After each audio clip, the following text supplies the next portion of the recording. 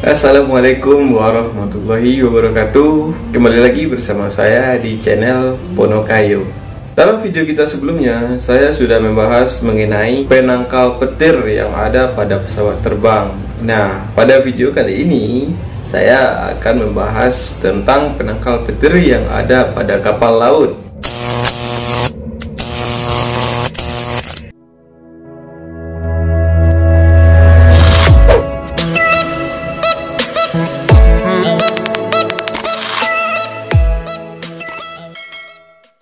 Kita bisa bayangkan, di saat kapal sedang berlayar di lautan lepas, tidak tertutup kemungkinan petir atau halilintar menyambar kapal-kapal, baik itu kapal jenis pesiar, kapal nelayan, dan lain semacamnya.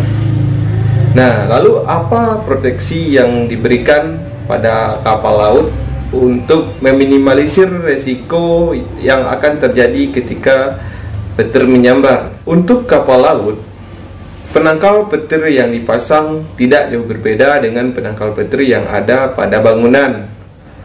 Kalau saya bilang tidak jauh berbeda, otomatis yang tergambar dalam pikiran kalian bahwa penangkal petir itu pasti ditanahkan ya. Kalau untuk bangunan yang ada di daratan, untuk membuang muatan listrik yang dihasilkan oleh petir itu disalurkan menggunakan alat BC menuju tanah ya.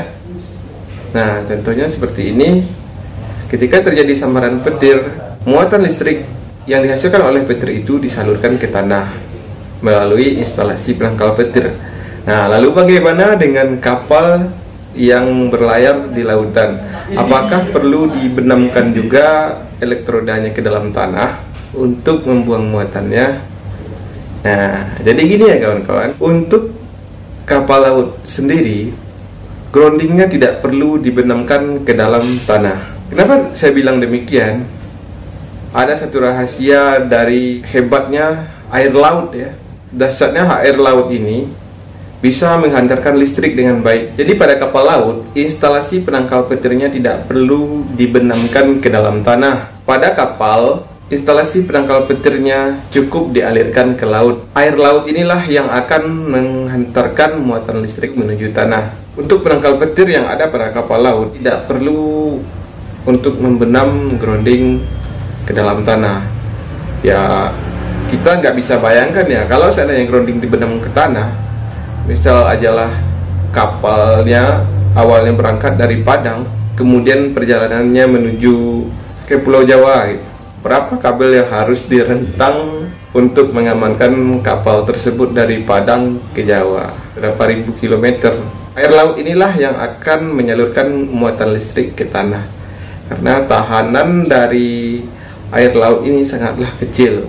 Saya nanti akan melakukan sebuah eksperimen. Ada air laut, air mata air, dan air hujan. Nanti kita jadi perbandingannya.